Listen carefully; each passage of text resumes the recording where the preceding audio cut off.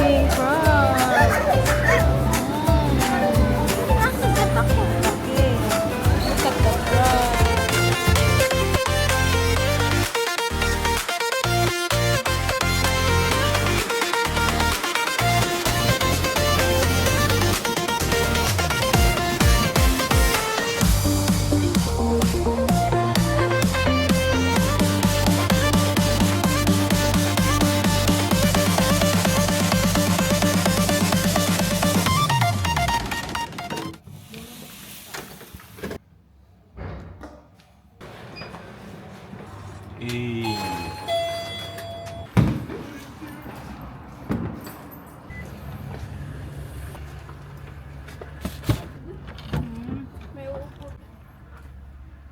Hey!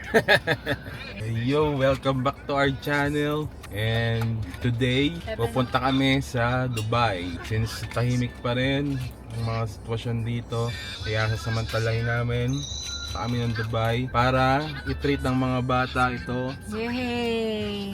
Dahil si Bunso, ayan, nasa likod, nakapasa siya ng kanyang grade 2 level. So, next school year, grade 3 na siya. Yay! At si Heaven and si Star, napasa nila yung grade 5 level nila. So grade 6 na sila next school year. So ngayon punta kami ng Dubai para mag Jollibee. Yan ang treat sa kanila, Jollibee, kasi wala kang Jollibee dito. Think last time na nag-Dubai at nag-Jollibee yung mga bata, December pa yata. So ngayon ay April 19 na. So it's been 4 months. Kaya tara, samahan nyo kami. Let's go.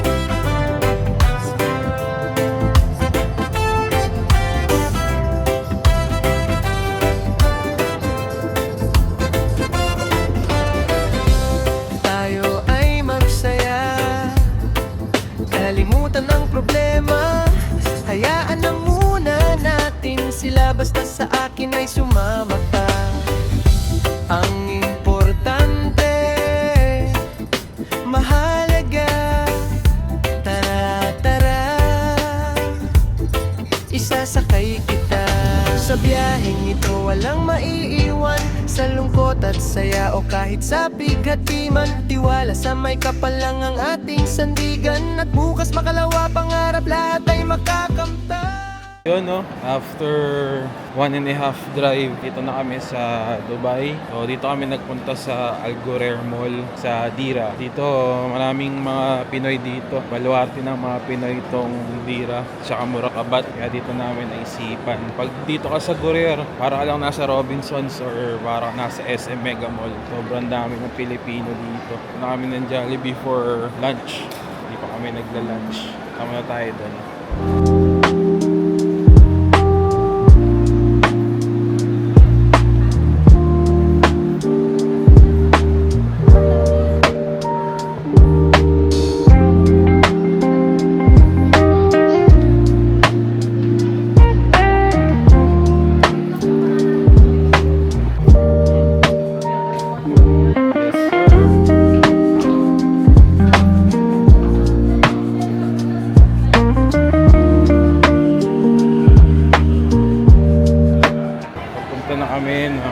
Jollibee ngayon. So mag-late lunch muna kami. Sabing haba ng biyahe, 1.5. Sa labas yung yung Jollibee. So binaybay muna namin from parking. Lalabas kami. Pero ito take out lang namin yun kasi mas trip namin sa food court kumain. So after kumain, tsaka tayo mamasyal sa mall.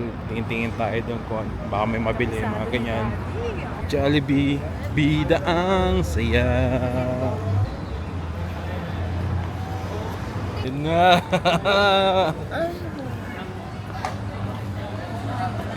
Ayan, order na. Kakainin for lunch. Aside dito sa meron ng Jollibee dito, kaya mas trip din namin dito sa Ghurair kasi yun nga, maraming Pilipino, tapos may Jollibee, tapos libre yung parking.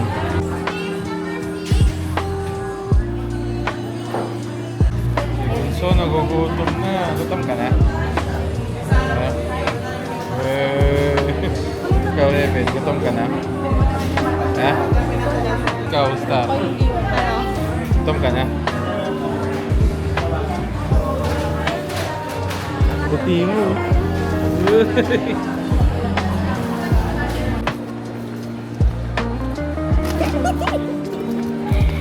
Naka-on na yung video. Tignan niyo kami. Babay. Bro.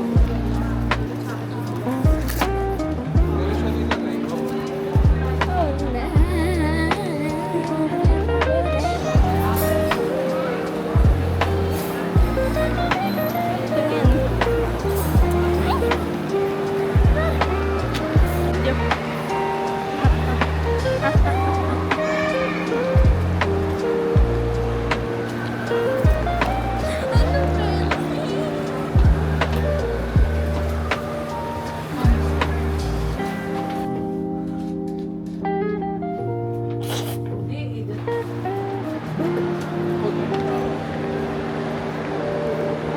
Ang dami dyan.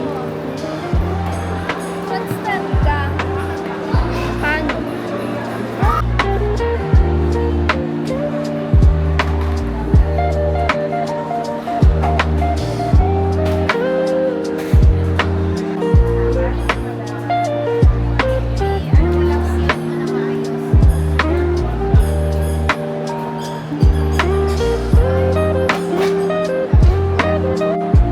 Ito ay ay sorry, nag-video ko na. Ano yan? Egg yata yun.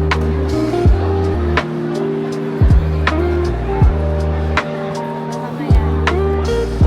Pag hindi kami Ayan na daw si Evan. Ito, busog ka na? Hindi pa? kasama na siyang right?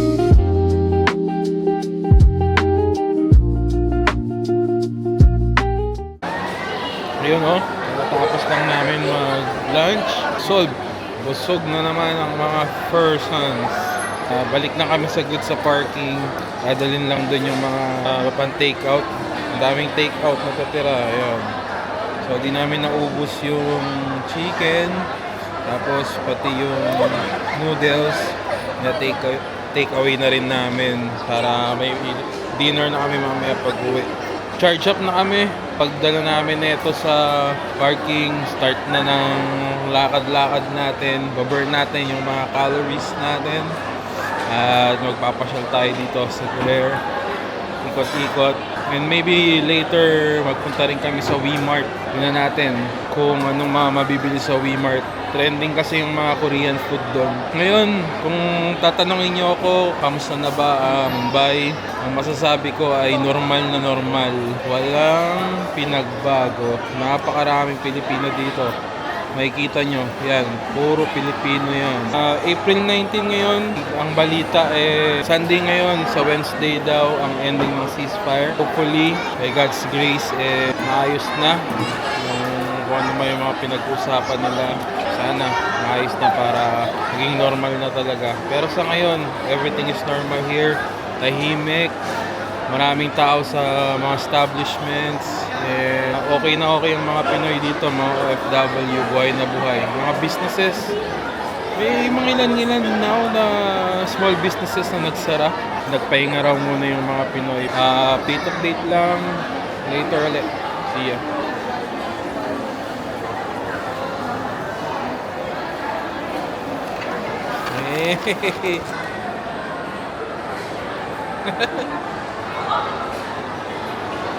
Kumusta ka sa UAE?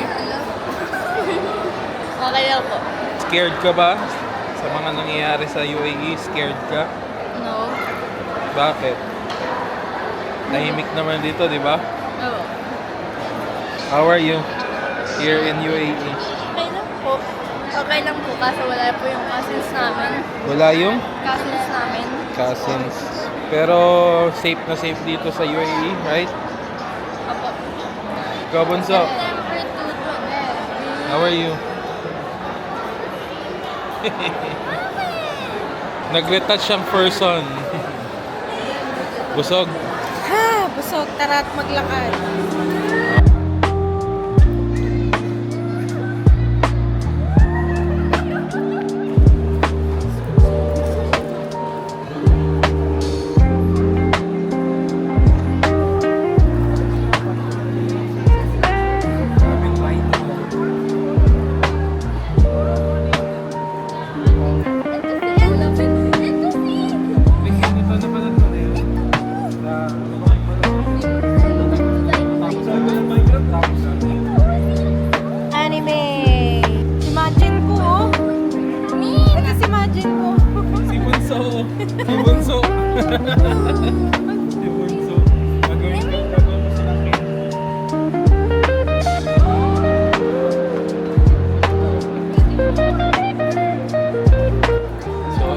is normal here sa Dubai. Napakarami pong tao dahil Sunday ngayon. Sana'y magtuloy-tuloy na. Most of the businesses din open naman dito sa Al Ghurair. So maraming Pilipino dito na nagtatrabaho. Grabe, sa food court, puro Pinoy talaga. Parang 90% Pinoy, para ka lang nasa Robinsons Ortigas or parang nasa SM Mega Mall. Ngayon, may hinahanap kaming store, hindi namin makita. Kasi parang third or second time pa lang namin dito. And this is one of our favorite malls here in Dubai. Kasi maliit lang. Kasi maliit lang, hindi nakapagod ikutin. Maraming Pinoy dito, tsaka libre ang parking. Kapag Monday to Friday, free ang first 4 hours. And kapag Saturday, Sunday, and holidays, free buong araw ang parking. So, bira ka makakita dito sa Dubai ng free parking. Kaya ayan, sinasamantala natin. Sa panahon ngayon, napakalaking bagay ng mga free na yan. Dahil sa mahal ng mga bilihin. Aywa. Kaya yun. Hanapin muna natin yung Chemist Warehouse. Mag-i-sniffing session tayo doon. Let's go!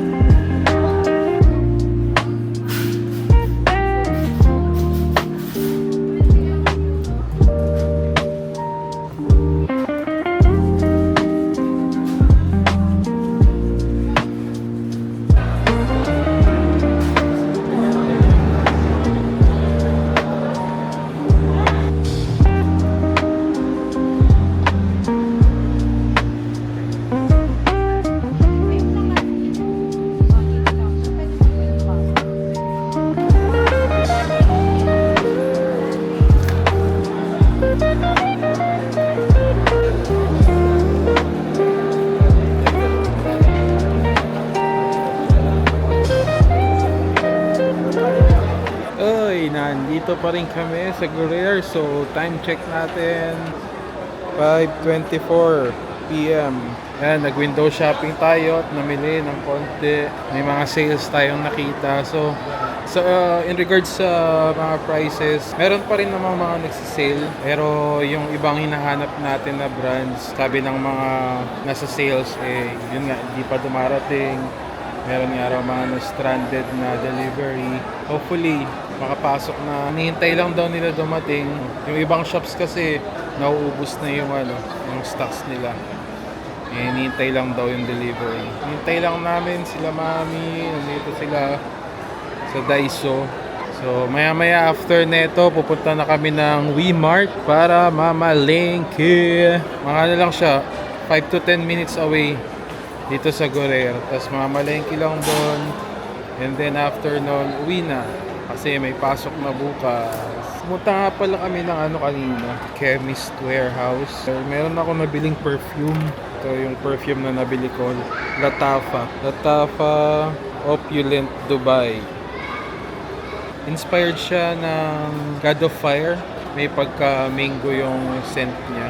Ang original price niya nasa 90 to 100 dirhams.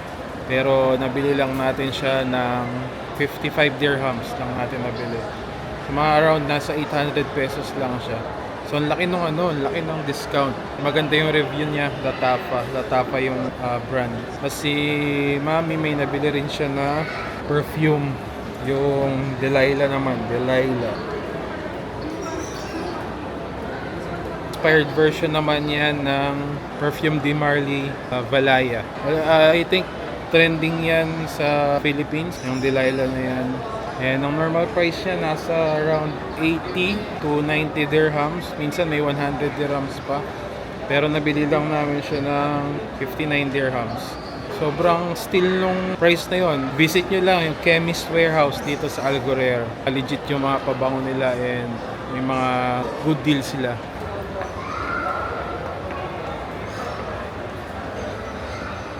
Ano yung nabili mo? Barbie.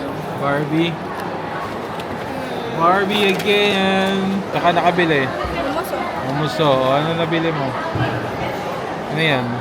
Lip oil. Eh, binili ko ganito. Hindi ko alam kung magkano. 20 ata. Sa mumuso. Ano pa? Lip oil to.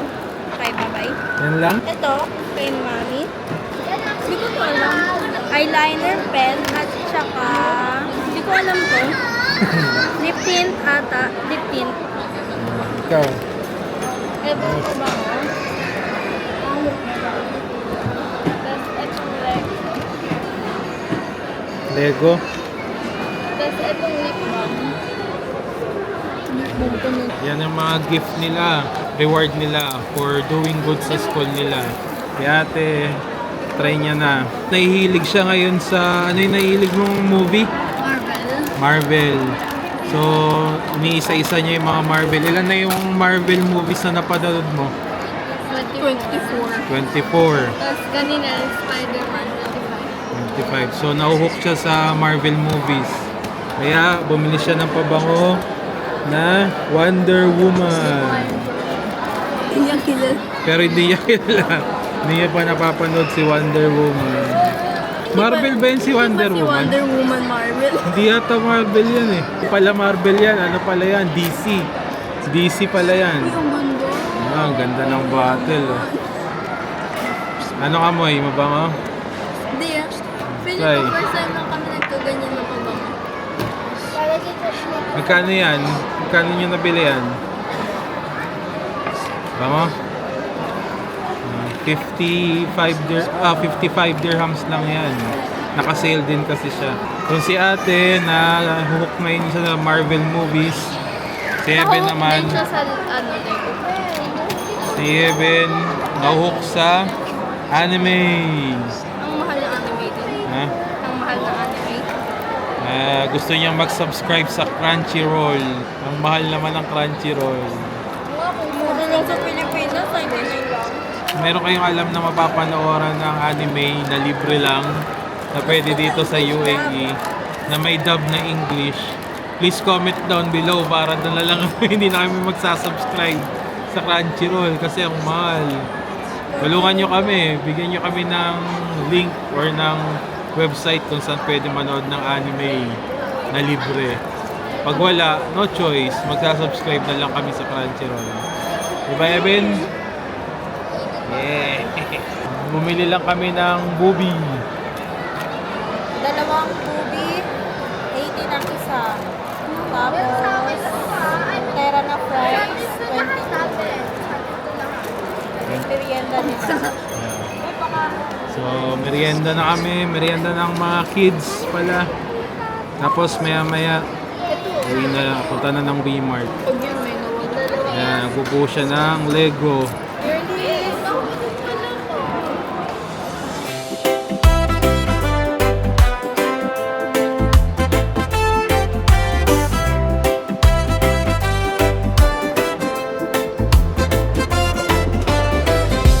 Tayo ay magsaya, kalimutan ng problema. Hayaan na muna natin sila, basta sa akin ay sumama ka. Ang importante, mahalaga. Tara, tara,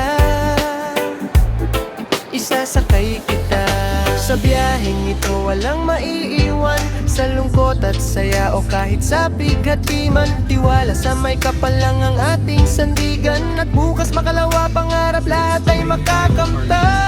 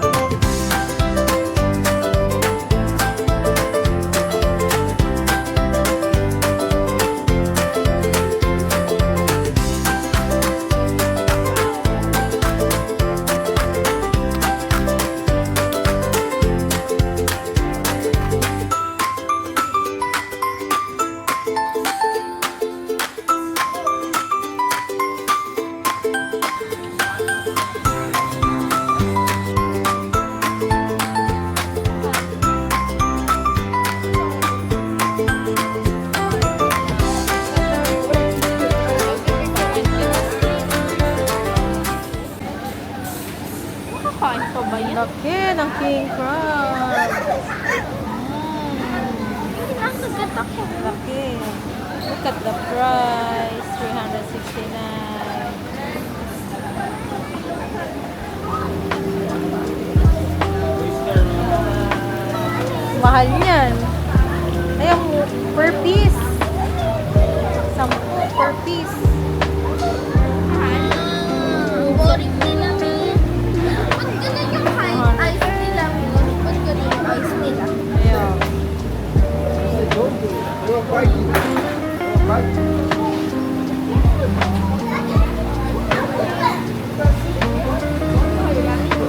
Mahal pala niyan, no?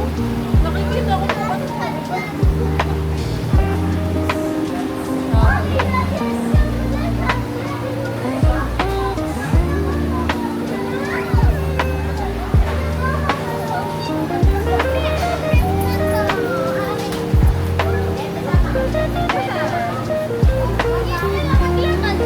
Medyo ba?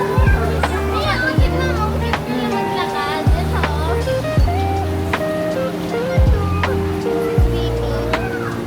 Ito yung mga tinatawhan ni Kirby. Paano kung lumipad yan? Sila. Yung laman na no. Lobster. Lobster ba yun? Yeah, lobster.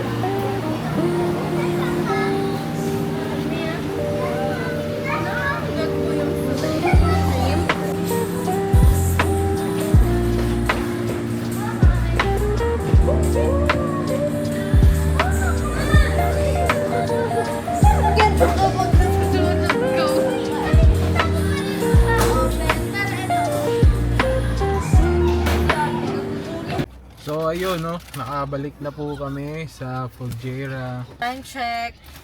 Nine. 9:40. 9:38. Isa't kalahating oras na biyahe. At napagod ang lahat. Ang mga bata ay natulog. Butit nakatulog sila sa biyahe. It was a very productive day today. Salamat po sa inyong pagsama. At pag may time po kayo, please like, share, and subscribe na lang sa channel namin kung gusto niyo ng mga gantong content. Again, we are the Q-Tips and see you on our next video. Bye. Yala!